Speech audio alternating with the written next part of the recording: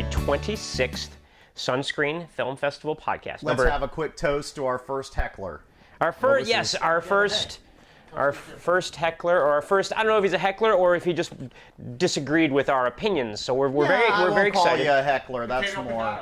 Yeah, that's more accurate. I'm just very excited that we got a response. Yeah, we're flattered. Usually our friends or family will say, "Great podcast," something like that. But we actually had somebody that we don't know out there that had some comments. One of our podcasts, a couple podcasts back, we were talking about Zero Dark 30 and the torture in Zero Dark 30, and how in this film, Republican senators, Democratic senators, other people were complaining about the torture and saying that it's not what America actually does, and torture is wrong. We shouldn't show torture in this movie, and yada yada yada. And we laughed about it and said, well, the guy that they were torturing was the guy that chopped the head off somebody on camera. He deserves to be tortured. Right. We're taxpayers. They should let us torture him. Right. We've earned that right, being taxpayers. Those were our comments, and we actually had somebody come on and disagree with this and put some points out about human rights and all that. And we just want to say thank you for actually paying attention. We're flattered. We're glad that somebody responded. Yeah, he said that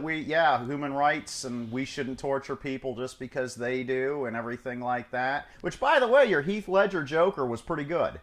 I took a look at it on his site. I can't remember his name or his YouTube. Maybe I think he's probably an actor. But you'll be able to see it if you go to the YouTube page. Come on down, son, and tell us who you. So yeah, come on, hey, come on down to the Sunscreen Film Festival. Yeah, you want to lure him in so you can torture him. No, really. If he's an actor, bring your headshots with you and come on down to the festival. I liked your Joker.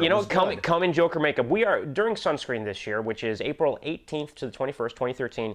We're going to be doing a live podcast every day at the film festival. So anybody that is at the festival, from festival guests and filmmakers to whoever else, show up in your Joker makeup. We'll put you on the podcast and sit down and chat. I'll just be like in full regalia. Matter of fact, I'm thinking about getting a new suit made. Well, how many suits do you have right now? Well, I had to ditch the metallic one. It finally got worn out. The metallic dress uniform that I had. Yeah, I remember that one. 1, 2, 3. This. I was gonna say, this is like the Bing Crosby. Yeah, the Bing Crosby. Beat him with a bag of Valencia oranges. That's 4. I think. 4. Maybe 5. I lose count. Speaking of Bing Crosby, this just made me think of this. We were at the shameless pitch here for Kugler's Golo Outlet, Palm Harbor, Florida. We were at the Kugler's Golo Outlet store the other day, and I do commercials for and my brother, and I have one that I am almost done editing. I just have been so busy I haven't had time to do. But we were there with my brother the other day, and this guy walks in the store. My brother looks at him and says, "Holy cow, that guy looks just like," and I mean just like, Bing Crosby. And he even had the Bing Crosby nose and everything. So Keith goes up to him and says, "Sir, has anybody ever told you that you look exactly like Bing Crosby?" And he looks at Keith and it really angrily says, "Has anybody ever told you that Bing Crosby was a wife beater?" Yes. So, not just a wife beat. That's the joke. Beat him with a bag of Valencia oranges. Yeah. Just because you look like the man doesn't. I'd be like, "Sir, has anyone ever told you look exactly like Herman Goering?" Or so, it doesn't mean you are. Right. But just because you look, what do I get all the time? Michael Chiklis, Mr. Clean. That doesn't mean I sell cleaning chemicals. Do you know that Mr. Clean's cleaning chemicals every year destroy 5 acres of rainforest? No, I'm not going to do that to you. It would be cool if you did have like the life of Mr. Clean. Doesn't he have like a magical, like he's like almost like a genie or something? Yeah. I guess only the bottle. The only wish he can grant is the clean things. Is the clean things? That's okay though. That's something. Everybody needs that. It's better than the evil genie that like twists your wishes and you end up. Right, exactly. But he was an older guy, so I'm assuming he'd been being told that he looked like Bing Crosby for like his whole life. Yeah. But so of course Keith's response was, well, everybody tells me that I look like Robin Williams, and I see, he's not funny at all. Really, Keith gets Robin Williams? Oh yeah, that's why he has the goatee. If he shaves the goatee off, people always tell him he looks like. Looks like Keith is funnier than Robin Williams and less annoying. Who do you get? Ryan Green Lantern? No. Ryan Reynolds. You kept getting the Fox Mulder, which I don't see. Yeah, No, your eyes are way too open. I would always get. Yeah. He's a whack. Yeah, David Duchovny. Yeah. I would get David Duchovny. I would occasionally get Daniel Craig, I can see that. And more often than not now, I get Ed Burns. Ed Burns. Huh. And the Ed Burns. The peanut gallery out there is like, Ed Burns. I get Michael Chiklis. I get George the Animal Steel, which is extremely flattering. Yeah. The green tongue and everything like that. And Brad used to get Brad Johnson, the quarterback for the Tampa Bay Bucks years ago, when he was playing for the Buccaneers. He would go around town and people would see him. I actually parlayed that into several free drinks when I was visiting Virginia. Cool. Our buddy Andrew went around and was like, yo, that is right. And since I guess he played college ball up there. Well, he played college ball at Florida State. Or Florida State, but he was from up there originally or something. Or played pro ball there for a while.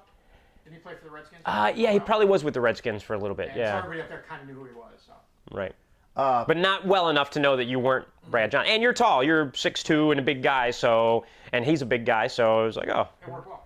Saying George Steele made me think. We were talking about that young man's Joker impersonation earlier. Say, oh, he looks like Heath Ledger, he looks like the Joker, or whatever.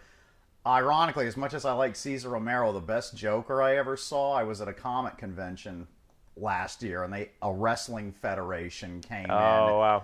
But, of course, they had them all done up as Super Friends. It was Super Friends Batman and Fred Flintstone versus the Joker and, I can't remember who his tag... I think Spider-Man. Spider-Man. Yeah. Spider-Man apparently has heat with Fred Flintstone. and yes, I don't know. And but Wesley Willis. Yeah, but they attacked... Yeah, but it was a great... But anyways, their Joker was this guy who was like maybe 21 years old. And he was he was a great worker. He was ripped. He had the Joker makeup, and he go, "Yo, I'm the Joker." Show his abs. That was the best Joker I had ever seen. That's hilarious. That was his whole Joker thing. So, I'm the Joker. Yo, I'm the Joker. That was Good stuff. That was the best Joker I'd ever seen.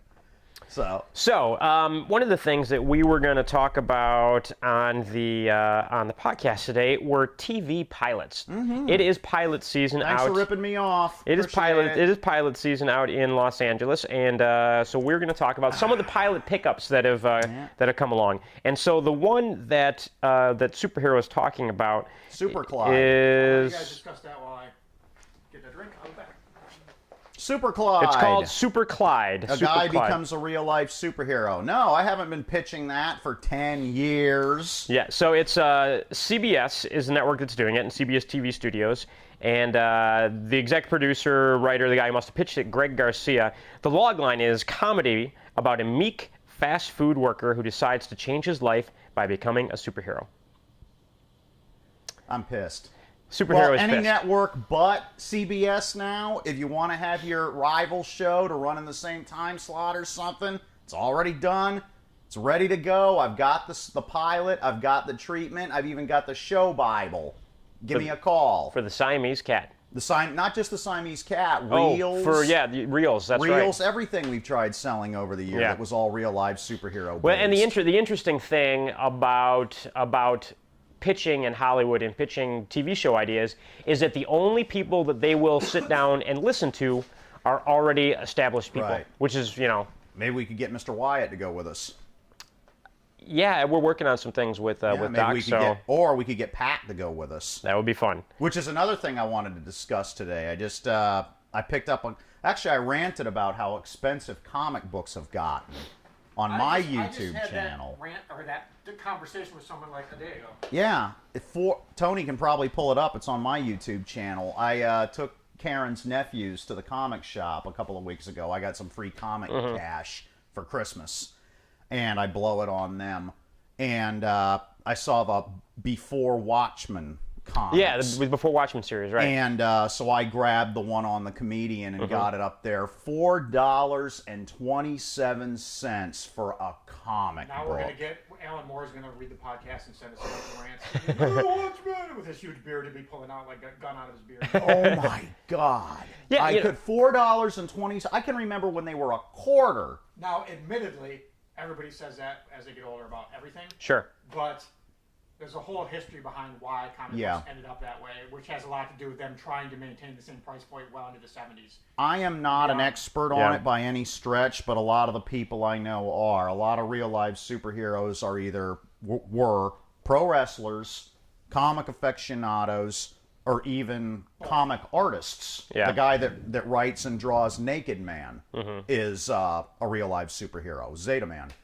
And what these guys have explained to me is what really did it was the chain. Remember when we were kids, they were more like it was newspaper. Cheap newspaper paper. They even had the little holes in the bottom of the page. Where Sometimes they'd stick together from where they fed through, the little teeth marks in the bottom of the page. And the paper was supposedly acidic. Or not the paper, but the ink was acidic and everything like that. So that's why they browned it. Yeah. And that and the fact now that comic artists are revered as gods. And that's what, like a 52-year-old man. Right, like I said, I just went to a convention where they all, they revere these guys, and thousands of people show up and everything. But those three things are what have made them as expensive as they are. A lot of factors. Yeah. I mean, and two, they used to be just a cheap, disposable entertainment. Right, but that they don't realize is it's going to die.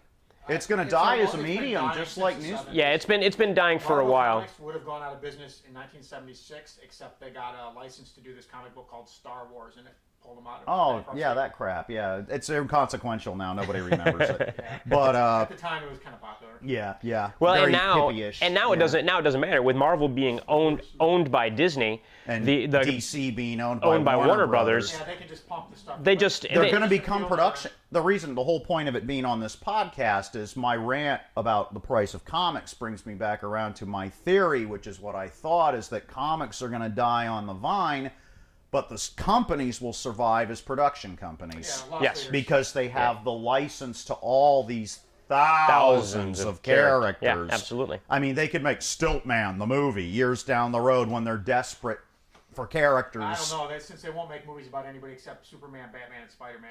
Well, I'm saying when they get Warner Brothers won't, at least. Warner Brothers won't do anything. But and it's stupid of them. Blade is a pretty obscure character. Yeah, and that's what launched the whole. That's what launched the whole thing. Yeah, and I give credit to Marvel for just whipping out the characters that nobody knows about. 3D Man, the movie. Yeah. Bring it. I'll go see it. I mean, they're doing an Ant-Man movie. Movie, anything really. Yeah, exactly. Marvel will just whip out a character and be like, "You want to do an Ant-Man movie? All right, let's do an Ant-Man movie." There you go. And but DC will only Superman, Batman, Superman, Batman. Now, it's funny, too, because a few months ago, I did a rant with my action figures about how, although Captain Marvel is made of magic, Superman is allergic to magic. But Superman beats Captain Marvel's ass in every single fight that they've had. Kingdom Come, the big Superman versus Shazam comic when I was a kid. Justice League Unlimited, DC Comics presents World's Finest. Superman beats. Didn't in the Justice League Unlimited though? Didn't Superman beat him to a pulp? I thought Captain Marvel gave him a whooping. No, Superman destroyed him. But Captain Marvel had him world. Yeah, but there you go. Kind of like Gandhi. Yeah. Yeah, exactly. But But anyways, then Batman comes along, and he has no superpowers whatsoever, and beats Superman's ass in every single thing. World's Finest, Dark Knight Returns, Dark Knight Returns again, Dark Knight Returns for a third time, just so he can beat Superman's ass again. Everything. He beats Superman to a pulp. And somebody explained to me in the comments, they said, well, it's because DC is only concerned with elevating the characters that are already popular to godlike status. They have no concern for Firestorm or anybody or in their defense, Brother Power. Look what happens when they make a Green Lantern movie. It tanks. I don't know if it's good or bad. It wasn't a good movie.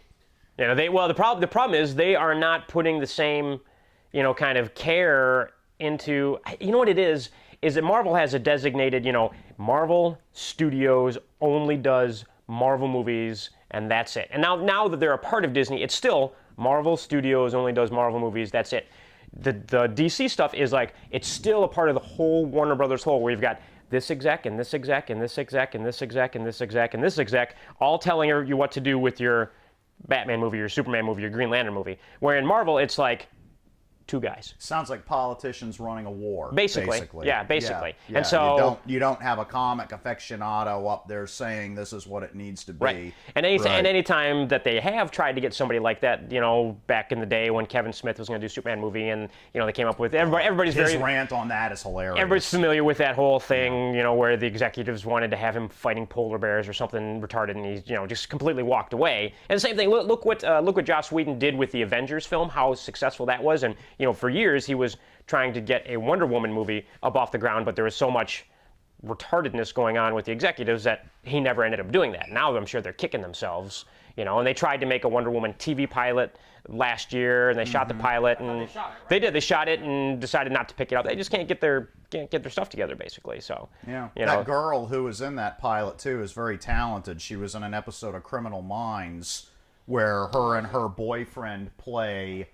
I'd have to look her name up. It's Adrienne Palicki, the girl from Friday Night Lights. Yeah, her and her boyfriend played natural-born killers going across the country, knocking over liquor stores and everything, and she was phenomenal. She went to the same high school that Brad and I went to. Really? Yes. Wow. Small world. Graduated years later, but yeah, very, very talented actress. Huh. Yeah, she was phenomenal in that part. Everything that I saw her in. Well, let's see, what other random, ridiculous TV pilots are out there? How about... There's the superhero ripoff. The superhero ripoff. How about drama about an eccentric female bounty hunter who always gets her fugitive? Oh, yeah, I saw that. With Geena Davis. Geena Davis? Yes, as a eccentric... Brian, I like Geena Davis, but... when she smiles, she shows too much gum. Do you think she shows too much gum, Brian? That's a TNT pilot. Oh, go figure. Yeah. Bounty Hunter, TNT. We'll buy it. You said the 2 magic words. Bounty Hunter. A comedic and semi-autobiographical look at the life of star Jessica Simpson. The Jessica Simpson comedy on NBC. How about Yo, I'm the Joker? How about, what, I'll give you the log lines and let's see if you guys can guess the networks. I bet I could sell that. Guess the networks here. But I bet I could sell it. Oh, here's a good one. Yo, I'm the Joker. A female buddy comedy set in high school. Female buddy comedy. Square pegs all over again. Now, do you know something? The MTV. amazing thing about that, I saw a thing on VH1 a few years ago. It just goes to show, you're getting into filmmaking, you want to be Quentin Tarantino, or you want to be an actor or something like that, you remember what a cruel vampire bitch that this industry is. Because Sarah Jessica Parker went on to make millions and be famous and marry Matthew Broderick and all this stuff. The other girl from Square Pegs, she's waiting tables.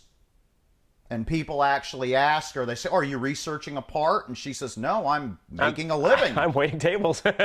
So you want to get into this, you think about something like that very seriously before you do. Square Pegs, okay, here's Sarah Jessica Parker, here's other girl. Having recently watched Square Pegs, I'm appalled that anyone involved with that show is in any way successful. Okay. But there you go. There you go.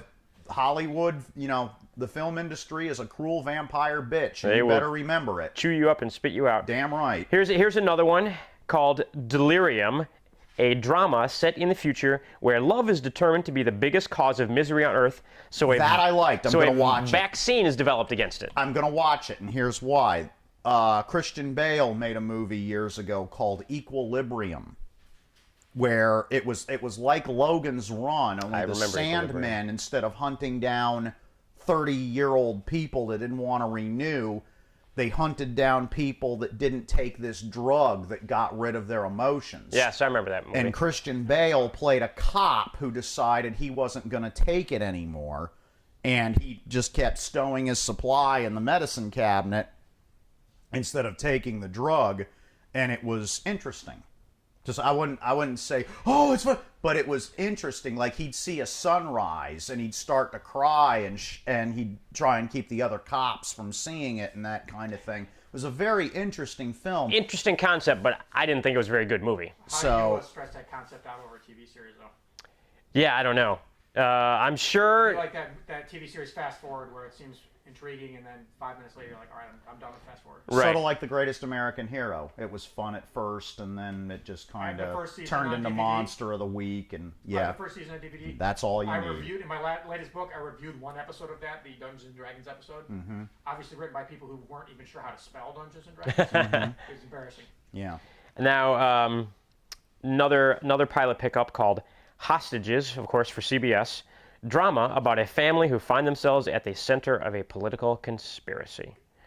Seems sort of like, since Homeland is doing so well, they're trying to find some sort of Homelandish ripoff, Yeah. Well, basically. Let's hope that Starring Tony Clyde Collette. does well, and then somebody will pick ours up for no other reason. Yes, we than shall. It's Super because Clyde it's a is doing copycat well. business. It's a copycat business. It One is. thing does well, and you get the other one picked up.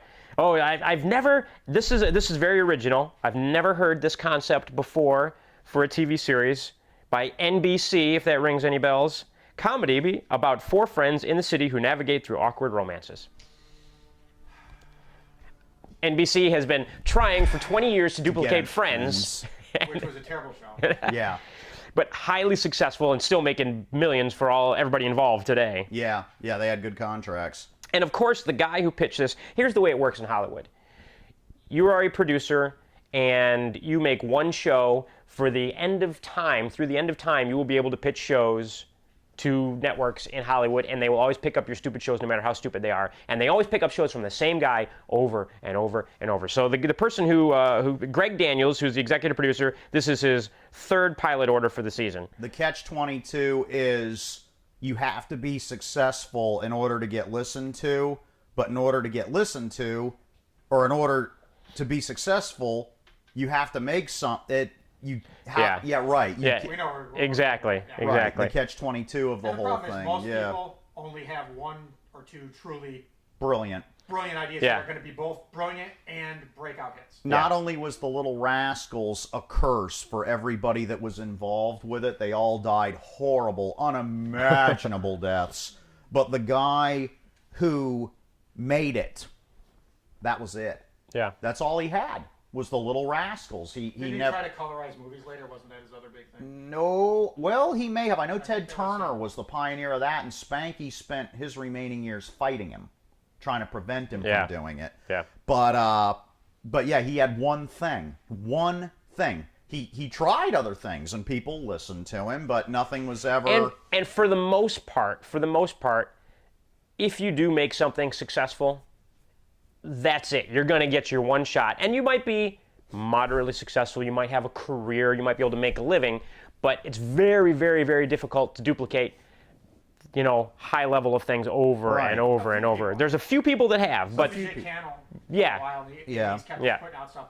Belisarius. He's proven it again with NCIS. 2.5 Men and Chuck Lorre's done a lot of stuff. and that's why anytime those guys come up with a show idea, they buy it right away. But stop and think about that. That's a handful of guys. How many programs are there on television right now? We can think of what, between the 3 of us, 3 people. Right. Well, or you could, of course, there's the old. What's the name of the guy who made Cheers? Didn't he have several? I think, he did. Yeah, the guy that did Cheers had a couple too. But then there's also, look at J.J. Abrams. Literally, they slap his name on everything nowadays. Yeah. They just announced that he's going to be the next director of the new Star Wars film whenever that but comes how out. many of those things were his ideas and his babies, and how much? Right, exactly. Yeah, exactly. Well, and again, so what happens with J.J. Abrams? He has like one killer hit, and then he's gold, and you just slap him into everything else that you got. What was his killer hit? Now, Lost. Lost? Okay. Well, what got him started... For me, he makes an awesome giant monster movie. Yeah, so that's what I go by with him. So, he makes a great giant monster movie, so I'll watch what he does. Well, and he also was known for doing Star Trek. Alias. Alias was like his first thing. That was? I've never even seen. Yeah. It was big, though. Yeah. It was big. Yeah, it was Alias, and then... It was an excuse to put Jennifer Garner in a different wig every week, and people liked that. All right. And so you got Alias, and then and then I think Cloverfield was before Lost, right?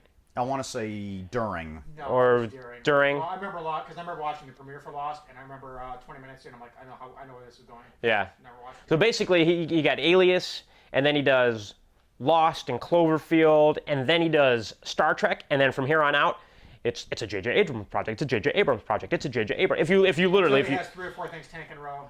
well, you know, it's probably won't it's sort of like Right. it's like Spielberg back in the day, where he slapped his name on as an executive producer on everything that I used in the 80s with Spielberg. Right. yeah that came along So I along think the road. this year at the festival we try hard to push reels Yeah, it'll be fun. because we may have an opportunity to unload it. Well, I It'd be don't fun. know. It depends how well Super Collide does. Yes, we'll see. We'll see. Yeah, So here's yeah. here's another one. Now this one actually may not be bad if it's done right.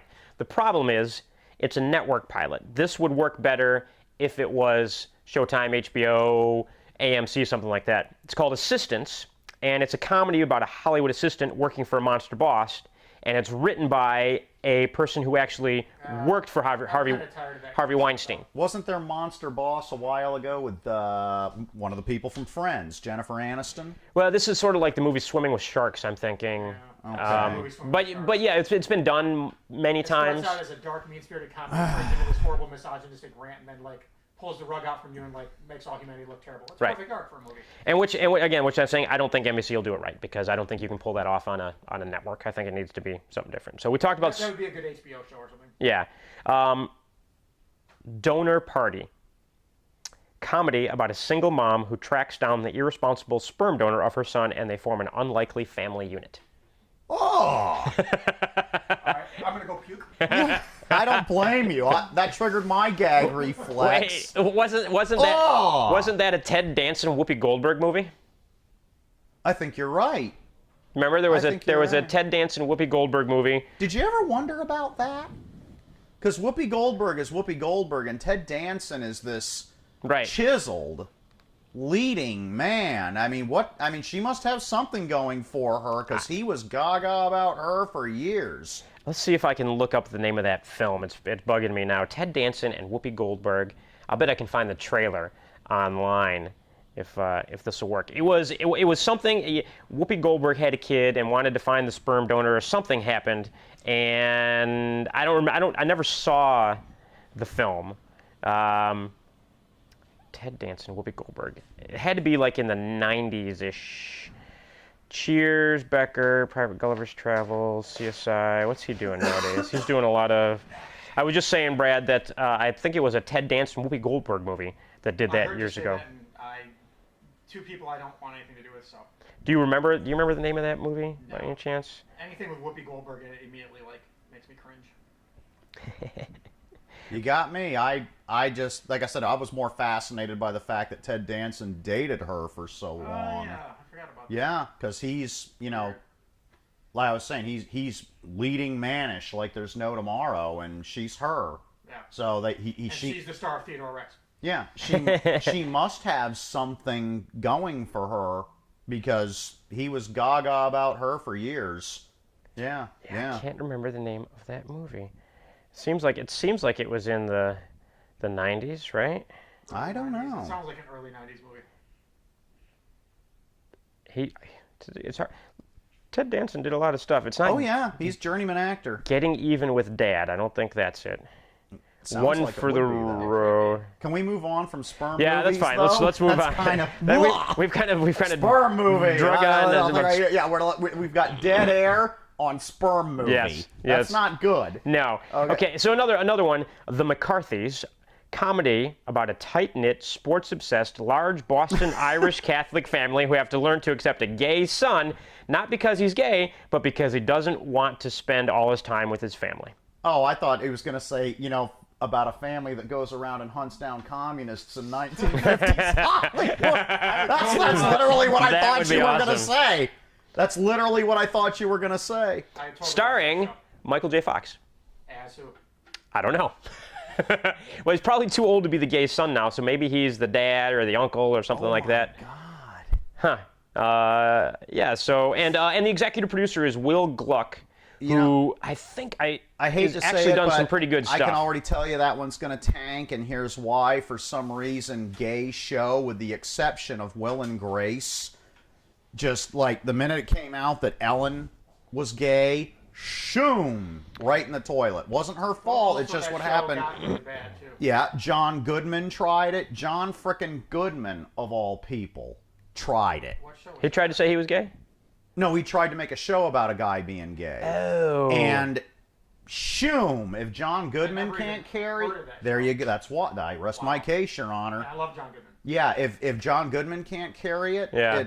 I don't know what it is, because it's nothing wrong with gay people Will or and Grace, anything. Just Will and Grace made it totally acceptable to do a show like that, but now every time they try and do a show like that, it just doesn't do for well. some reason, it's a lead balloon. Right, but the only yeah. one that's been remotely successful, it's actually very successful now, is Modern Family, but it doesn't focus solely on the gay couple. They're just a part of the big ensemble Right, cast. Ed Right. O'Neill, Sofia Vergara. Yeah. Which I'm very at. Well, the network I work for is running Married with Children again, and just as a filler. Like The show's still funny. it's beyond funny. It is so funny still to this day.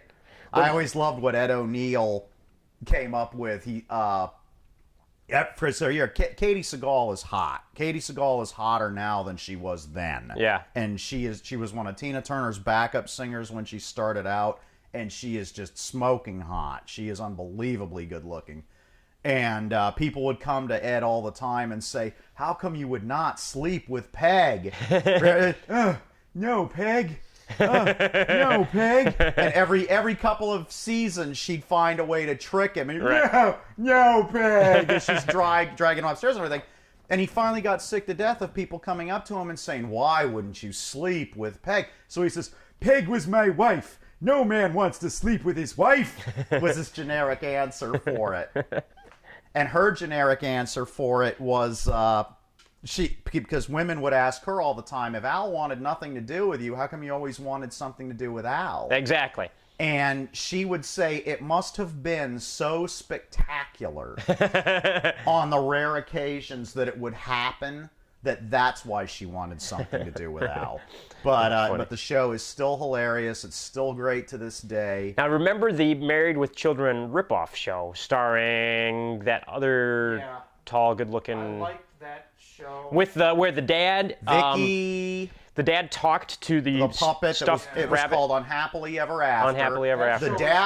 The dad went on to do other things. That show got so surreal by the end. Yeah. I remember at one point they had written the mother out because the actress had quit.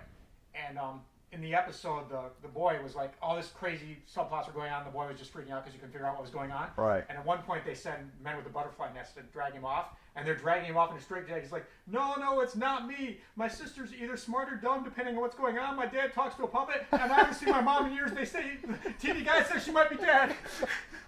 It was such a great show. That's it. Unhappily Ever After. Unhappily Ever And I had After. that pretty redhead girl as the... Yes, I can't remember her name. We hit the volume on that. Turn it She's down. in Vegas now. Is she? Yeah. No, turn it down. Oh, sorry, brother. With James Caan. Oh, really? Yeah. Yeah, this show started out as just a ripoff, and it got better. And- Yeah. Surreal.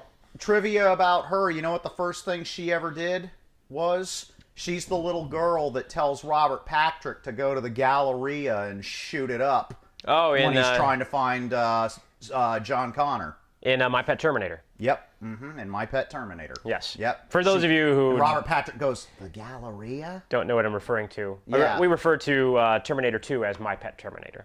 Terrible movie. Yes. Last TV pilot idea we'll discuss here today, The Ordained. CBS, of course.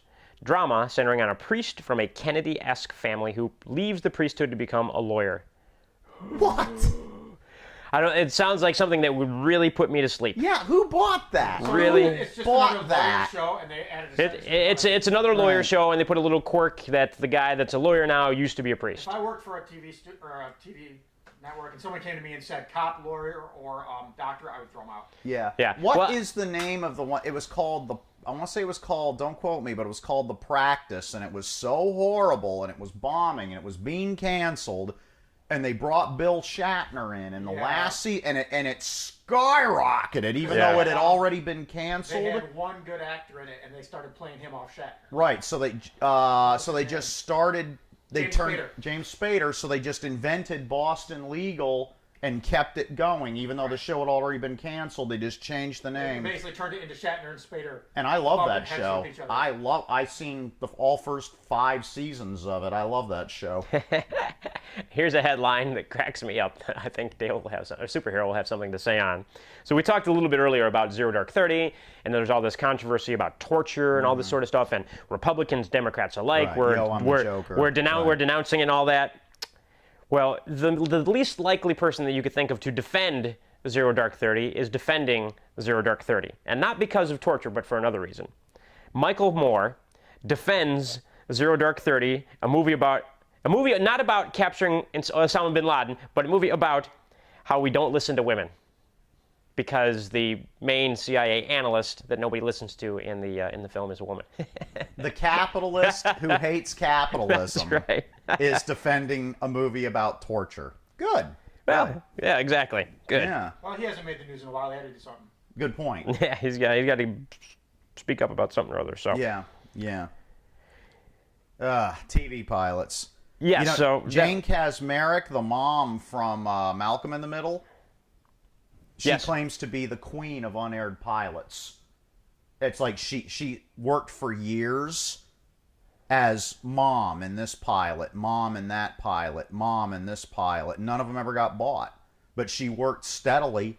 yeah. just Well, that hey, if you can do one pilot a year, Well, you can crank out a pilot in a week. yeah. But she worked all the time. But she was mom in this, mom in that, mom in this, mom in that. Nothing wrong with that. And nothing ever got bought. Oh, she must have freaked when they finally picked that show up. Yeah. 'Cause she was mom- Superhero, were you a Robotech fan by any Oh, chance? huge. well- Especially the Macross saga. Warner Brothers is doing a Robotech adaptation of the animated series. And they've Oh. chosen the director, somebody I've never heard of, because he's a commercial director. I think Topher Grace owned the rights to do that for a long time. He was a big Robotech person. Yeah. I wonder if he's involved in it at all, because that's what I always heard was that Topher Grace had. Yeah, he's big Robotech person. I don't know. I have no And idea. for years, Tom Cruise had the rights to do Iron Man. And I can see that. I bet I don't he know why. kicks himself in the ass that he let it go. Well, if Downey hadn't been involved, that movie wouldn't have been that good. No, Well- you know what? Tom Cruise might. Well, then he wouldn't necessarily have to play Iron Man, though. I mean, just No, yeah, but Robert Downey Jr. was, yeah, Tony Stark. Well, he was Tony Stark, absolutely. He crushed it, to say the very least. Are there 3 of those movies or 2? The third one is coming out this summer. I don't have basically. anything against torturing, but I think Valeria Uklanova should do the torturing. Okay, yes, That's- Valeria Valeria Uklanova. That's right. We were should going do the to see if I torturing. can pull up. Because that would be the creepiest thing on the face of God's earth. How do you spell Uklanova? Let's. I'm gonna guess. Uklanova. U- It's spelled. It sounds like a K-L-I-N-O. Ukla Nova, A. No. like the comic character. Uklanova. So And this girl is a living Barbie doll. Like they say, every little girl wants to be Barbie. Well, this girl took it to a different level. And now I gotta see this because I've not seen her. She's Yeah. from the UK. I think this is before all the surgery. before surgery. Yeah, this is before this. This is her winning a beauty pageant in 2007. She seems to be a good-looking broad there before any surgery. You know, it's your typical hot blonde. That's Ukrainian. nothing wrong with that. Ukrainian, tall. With a name like Uklanova. Yeah. Here's a before and after. So apparently, this woman decided to make herself a real-life Barbie doll. Yeah. I build action figures, so this fascinates me. Before and after. This completely fascinates me because I build action figures. Okay, now this still isn't full transformation here. The before picture again. She just looks like a Yeah, they should show her. This is there we go.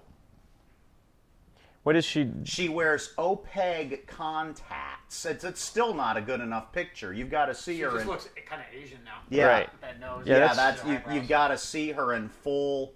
I've got pictures of it on here that'll blow your mind. Of course, you can't see them. Well, maybe you could, Tony. You might be able to plug your. Well, let's see. There you go. Full transformation. Told you. So okay, there you go. There's one. Sure, Yeah. she looks She looks weird. Oh my God, that picture on your phone is insane. Yeah. I can only do video here, but she is literally she looks like a doll. She looks like a doll. Yeah. Oh, there you go. Now you're seeing Yeah. It's bizarre looking.